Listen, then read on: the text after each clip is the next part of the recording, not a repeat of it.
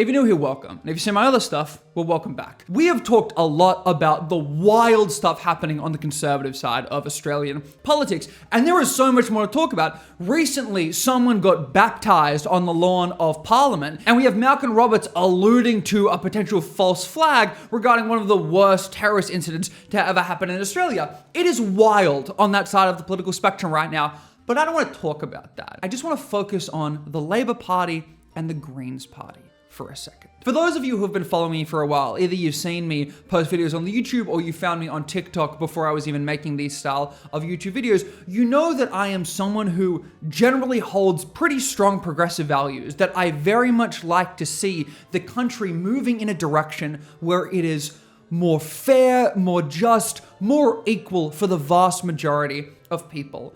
But I'm not a radical by any means. If anything, I'm a little bit boring. I believe in that slow, incremental change. I'm not this staunch socialist or communist. I think the system of capitalism, however flawed it is, has produced some pretty awesome outcomes. Again, there's some really horrible flaws we need to iron out, but I don't believe in this huge radical change. I believe that people should have access to healthcare, food, housing, but I'm not inherently against the idea of any single one of these things being seen as a commodity rather than a right the government has to provide. I'm not inherently against housing being seen as an investment. I'm not inherently against things being privatized or private industry providing for the people. What I am against is the government being too cowardly to ensure that in the process of allowing things to be privatized or seen as investments, that the average person isn't getting horrifically screwed over time and time again. That the people who are making profit from these things are paying their fair share. That the average Aussie still has a fair go. And I've used this analogy before in a couple of my old live streams or maybe in a couple of old videos, but I have felt for my entire life since I was 18 that every time I have gone to the election booth, that every time I have voted, it has felt like this country is on a raft out at sea, and that the Liberals or the Greens or Labor are all trying to convince me to get on their raft, that the other one has a hole or it's not going to be quicker or something is going to go wrong if I get on anyone else's raft. But it never feels like anyone has a plan for when we make it to shore. And I know there is an incredible history of the Labor Party doing amazing things, but at some point, I can't just go by the history of great things they've done. I care about what is being done now. And to be clear, things are being done now. But I don't exactly know how I feel about the Greens or Labor anymore. And this isn't some story where you're going to see me transition into this right-wing grifter. I am a staunchly left-leaning person because of my values. But I don't know how I feel about Labor or the Greens anymore. And that's really worrying. Because if I am not feeling confident in these parties, I definitely know the broader public isn't. And that's something you gotta deal with.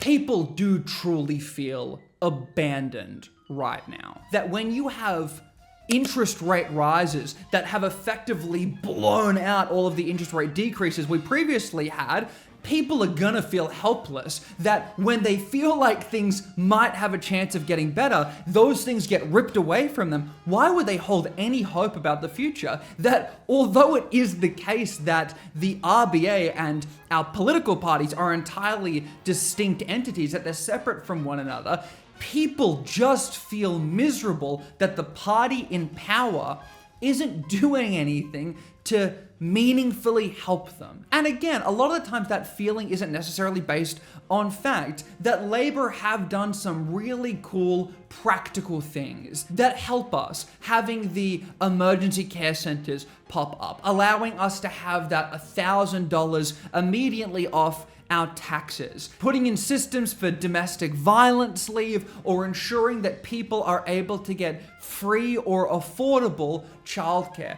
These things do matter. But if people can't afford their mortgages, when people see that property investors are still getting tax incentives, that the capital gains tax exemption is still so high, people feel miserable.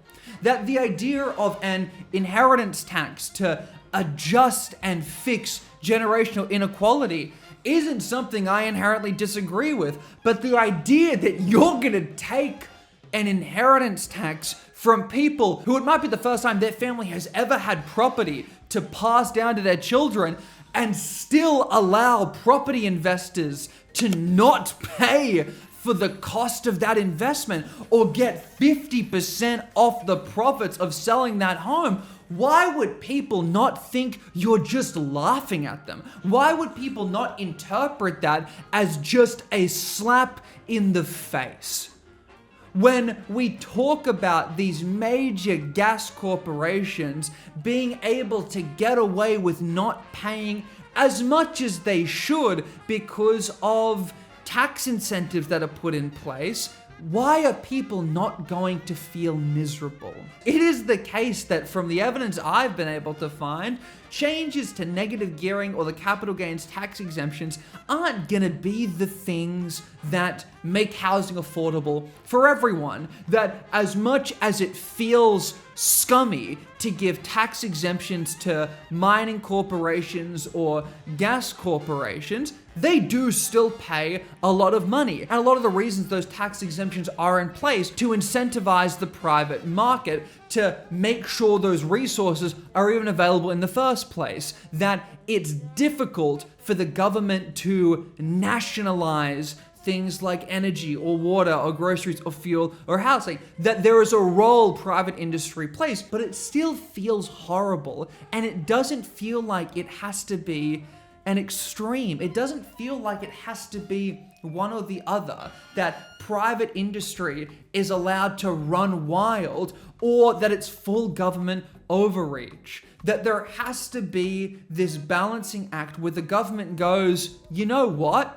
You're entitled to treat property as an investment, but we're not going to do that on the taxpayer's dime. That, you know what? We do need to incentivize private industry to get natural resources out of the ground. That selling that to other nations gives us money and allows us some negotiating power and trade deals. But it can't be that the owners or the leaders in this industry are enriching themselves to such a degree that the Australian people feel abandoned. And it feels like the Labor Party's decision to make that slow incremental change is costing them faith in the general public.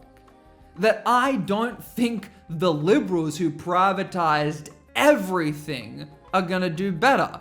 And I don't think One Nation, who want this ridiculous free market approach that will really only serve to enrich the already wealthy, is gonna do anything. But I feel like there is this median position between the Greens and Labor that would do good for the Australian people. But they won't negotiate with one another. They won't talk to one another. It feels demoralizing to have our two left-leaning parties seemingly unable to work with one another, to plant their feet in and virtue to the Australian public that they're meaningfully different than the other guy, which is true, but not different enough where they shouldn't be able to communicate or work with one another. And that is so demoralizing for a voter like myself, who feel like there are times Labor plays it way too safe, but other moments where it feels like the Greens are advocating for positions that they know wouldn't actually work, but bolster their voting bloc. When it comes to things that sound reasonable, like a rent freeze, the Greens push so aggressively on it because they know that the average left-leaning voter who is struggling to pay their rent will think that sounds incredible. But then you've got Labor, who do understand that a rent freeze can actually significantly damage the supply of housing. Don't tackle it from this approach where they want to find a medium position that does help renters but also ensures that the housing supply isn't destroyed.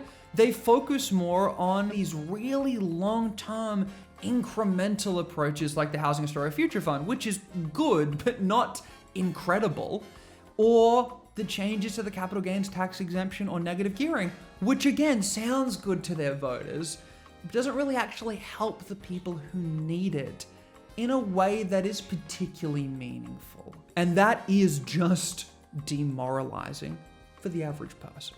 I'm curious what you all would like to see. I've said for a while now, it's been a long time since I got to see a Labour Greens coalition where they had to come together to form parliament. And as cool as it has been to see what Labour is able to accomplish when they held this huge amount of political power, they had the supermajority. I think I am ready to see them pushed a little bit more to the left. That I am happy with what's going on, but I think things could be done better if there was a bit more of a force to push them into a more left-leaning direction.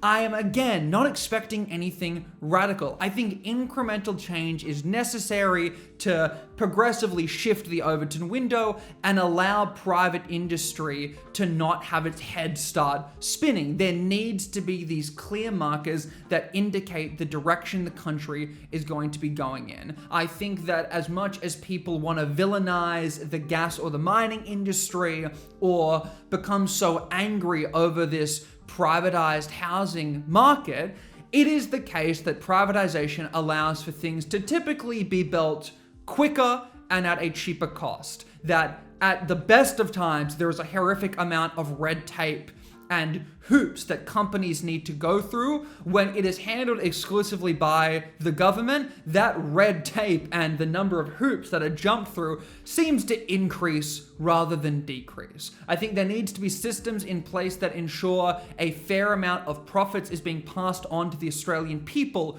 rather than the people who are giants within that industry. And I think you do need to fix things like capital gains tax exemptions or negative gearing tax exemptions that incentivize housing to be an investment rather than something that people actually live in. But I don't think those policies changing are going to be the difference between the average person affording a home. We need a stronger approach that dramatically incentivizes the creation of homes or duplexes or apartments. We need to get rid a lot of the red tape that stops people being able to build. And the reality is a lot of that's local and state governments, which is way more uninteresting to talk about. But I think that's what we're gonna focus on a little bit in the coming weeks or months. I wanna learn more about the practical things that are stopping us building homes. But with that said, I think a lot more could be done at a state or local level if our federal left-leaning parties